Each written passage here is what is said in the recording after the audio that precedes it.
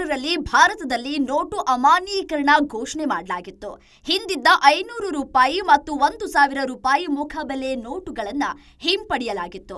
ಇದರ ಬದಲಿಗೆ 500 ರೂಪಾಯಿ ಹೊಸ ನೋಟು ಮತ್ತು 2,000 ರೂಪಾಯಿ ನೋಟುಗಳು ಚಲಾವಣೆಗೆ ಬಂದಿದ್ವು. ಇದರ ಜೊತೆಗೆ ಭಾರತದಲ್ಲಿ ಡಿಜಿಟಲ್ ಕ್ರಾಂತಿ ಶುರುವಾಗಿತ್ತು. ನೋಟು ಅಮಾನ್ಯೀಕರಣಕ್ಕಿಂತ ಮೊದಲಿನಿಂದಲೂ ಯುಪಿಐ ಪೇಮೆಂಟ್ ಅಸ್ತಿತ್ವದಲ್ಲಿತ್ತು.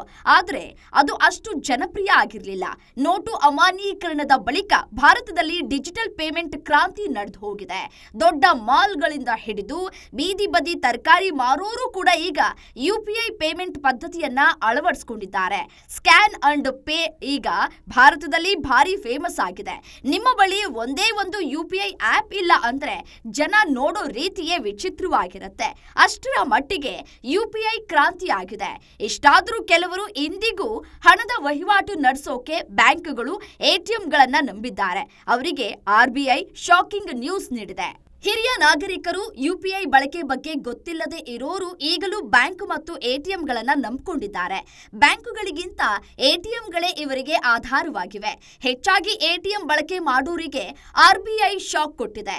ಈ ಹಿಂದಿನಿಂದಲೂ ಬ್ಯಾಂಕುಗಳು ಎಟಿಎಂ ಬಳಕೆದಾರ ಶುಲ್ಕ ಹೆಚ್ಚಿಸುವಂತೆ ಆರ್ಬಿಐ ಮತ್ತು national payments corporation of India ಮೇಲೆ ಒತ್ತಡ ಹೇರ್ತಾ ಇದ್ವು. ಆದರೆ ಆರ್ಬಿಐ ಮತ್ತು ಎನ್ಸಿಪಿಐ ಇದಕ್ಕೆ ತಲೆ ಕೆಡಿಸಿಕೊಂಡಿರಲಿಲ್ಲ. ಆದರೆ ದಿನದಿಂದ ದಿನಕ್ಕೆ ಎಟಿಎಂ ನಿರ್ವಹಣೆ ಹೊರೆ ಹೆಚ್ಚುತ್ತಾ ಇದೆ. ಹೀಗಾಗಿ ದಯವಿಟ್ಟು ಶುಲ್ಕ ಹೆಚ್ಚಿಸಿ ಅಂತ ಬ್ಯಾಂಕುಗಳು ಕೇಳಿಕೊಂಡಿದ್ವು. ಇದಕ್ಕೆ ಈಗ ಒಪ್ಪಿಗೆ ಸಿಕ್ಕಿದೆ. ಮೇ 1ರಿಂದ ಎಟಿಎಂ ಬಳಕೆ ಶುಲ್ಕ ಹೆಚ್ಚಳವಾಗಲಿದೆ. ದೆಹಲಿ, ಮುಂಬೈ, ಕೋಲ್ಕತ್ತಾ, ಚೆನ್ನೈ, ಬೆಂಗಳೂರು ಮತ್ತು ಹೈದರಾಬಾದ್ ಅನ್ನ ಮೆಟ್ರೋ ಸಿಟಿಗಳು ಅಂತ ಪರಿಗಣಿಸಲಾಗಿದೆ. ಈ ನಗರಗಳಲ್ಲಿ ತಮ್ಮದೇ ಬ್ಯಾಂಕ್ಗಳ ಎಟಿಎಂಗಳಲ್ಲಿ ತಿಂಗಳಲ್ಲಿ 5 ಬಾರಿ ಉಚಿತವಾಗಿ ವಹಿವಾಟು ನಡೆಸಬಹುದು. ಇತರ ಬ್ಯಾಂಕುಗಳ ಎಟಿಎಂಗಳಲ್ಲಿ 3 ಬಾರಿ ಉಚಿತವಾಗಿ ವಹಿವಾಟು ನಡೆಸಬಹುದು. ಹೆಚ್ಚುವರಿಯಾಗಿ ನಡೆಸೋ ವಹಿವಾಟಿಗೆ ಪ್ರಸ್ತುತ 17 ರೂಪಾಯಿ ಶುಲ್ಕ ವಿಧಿಸಲಾಗ್ತಾ ಇತ್ತು. ಈಗ ಅದು 19 ರೂಪಾಯಿಗೆ ಏರಿಕೆಯಾಗಲಿದೆ. ಮೆಟ್ರೋ ನಗರಗಳನ್ನು ಹೊರತುಪಡಿಸಿ ಇತರ ನಗರಗಳಲ್ಲಿ ಖಾತೆ ಹೊಂದಿರೋ ಗ್ರಾಹಕರು ತಮ್ಮದೇ ಬ್ಯಾಂಕಿನ ಎಟಿಎಂ ಮತ್ತು ಇತರ ಬ್ಯಾಂಕ್ಗಳ ಎಟಿಎಂಗಳಲ್ಲಿ ತಿಂಗಳಿಗೆ ತಲಾ 5 ಬಾರಿ ಉಚಿತವಾಗಿ ವಹಿವಾಟು ನಡೆಸಬಹುದು. ಹೆಚ್ಚುವರಿ ವಹಿವಾಟು ನಡೆಸಿದಲ್ಲಿ ಪ್ರತಿ ವಹಿವಾಟಿಗೆ 19 ರೂಪಾಯಿ ಹೆಚ್ಚುವರಿ ಶುಲ್ಕ ಪಾವತಿಸಬೇಕು. ಹಣಕಾಸು ಸಂಬಂಧಿತ ವಹಿವಾಟು ಅಂದ್ರೆ ನಗದು ಹಿಂಪಡೆಯೋದಕ್ಕೆ ಎಟಿಎಂ ಬಳಸಿದಲ್ಲಿ 19 ರೂಪಾಯಿ. ಖಾತೆ ಸಂಬಂಧಿತ ವಹಿವಾಟು ಅಂದ್ರೆ ಖಾತೆಯಲ್ಲಿ ಉಳಿದಿರೋ ಹಣದ ಮಾಹಿತಿ, ಪಿನ್ ಚೇಂಜ್, ಮಿನಿ ಸ್ಟೇಟ್ಮೆಂಟ್ ಇತರ ಮಾಹಿತಿ ಪಡೆಯೋಕೆ ಪ್ರತಿ ವಹಿವಾಟಿಗೆ 7 ರೂಪಾಯಿ ಶುಲ್ಕ ಪಾವತಿಸಬೇಕಿದೆ. ಆರ್ಬಿಐ ನೀಡಿರೋ ಮಾಹಿತಿಯಂತೆ ಭಾರತದಲ್ಲಿ 2025ರ ಜನವರಿ ವೇಳೆಗೆ ಸುಮಾರು 2,16,706 ಎಟಿಎಂಗಳು ಕಾರ್ಯನಿರ್ವಹಿಸುತ್ತಿವೆ. 2021ರಲ್ಲಿ ಕಳೆದ ಬಾರಿ ಎಟಿಎಂ ಬಳಕೆದಾರರ ಶುಲ್ಕ ಹೆಚ್ಚಿಸಲಾಗಿತ್ತು. 15 ರೂಪಾಯಿ ಇದ್ದ ಶುಲ್ಕ 17 ರೂಪಾಯಿಗೆ ಹೆಚ್ಚಿಸಲಾಗಿತ್ತು. ಭಾರತದಲ್ಲಿ ನಗದು ರಹಿತ ವಹಿವಾಟು ಹೆಚ್ಚಳವಾದ ಬಳಿಕ ಎಟಿಎಂಗಳ ಬಳಕೆಯಲ್ಲಿ ಭಾರಿ ಇಳಿಕೆ ಕಂಡು ಬಂದಿದೆ.